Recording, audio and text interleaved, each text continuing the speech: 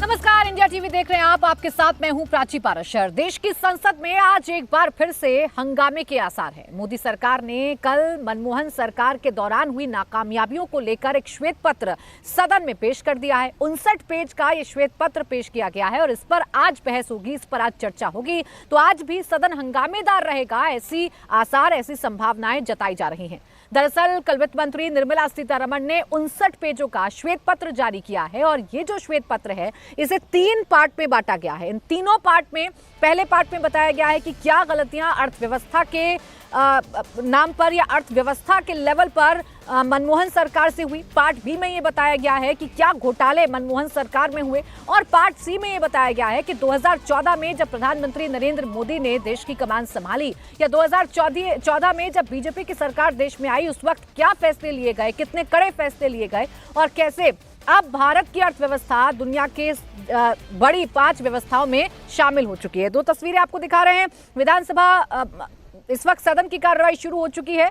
आपको बता दें, लोकसभा और राज्यसभा दोनों की कार्रवाई शुरू हो चुकी है और आज श्वेत पत्र पर चर्चा होनी है। इसलिए उम्मीद जताई जा रही है कि श्वेत पत्र पर आज सदन हंगामेदार रह सकता है।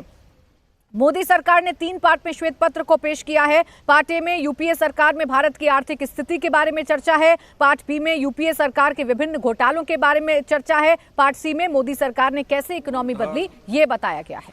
चंडीगढ़ संघ राज्य क्षेत्र के चंडीगढ़ संसदीय निर्वाचन क्षेत्र से 9वीं लोकसभा के सदस्य थे।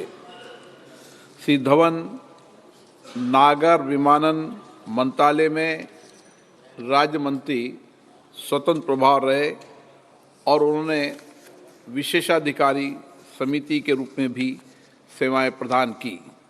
श्री हरमोहन धवन का निधन 27 जनवरी 2024 को 83 वर्ष की आयु में हुआ। श्रीमती रुबाब सईदा उत्तर प्रदेश के बहराइच संसदीय निर्वाचन क्षेत्र से 14वीं लोकसभा की सदस्य थी। श्रीमती सईदा ने उद्योग संबंधी समिति तथा सूचना प्रौद्योगिकी संबंधी समिति के सदस्य के रूप में कार्य किया। श्रीमती रुबाब सईदा का निधन 6 फरवरी 2024 को 73 वर्ष की आयु में हुआ।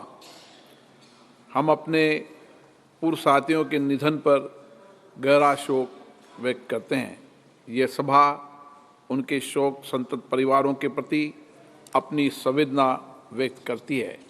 अब ये सभा दिवंगत आत्माओं में के लिए कुछ मौन रहेगी।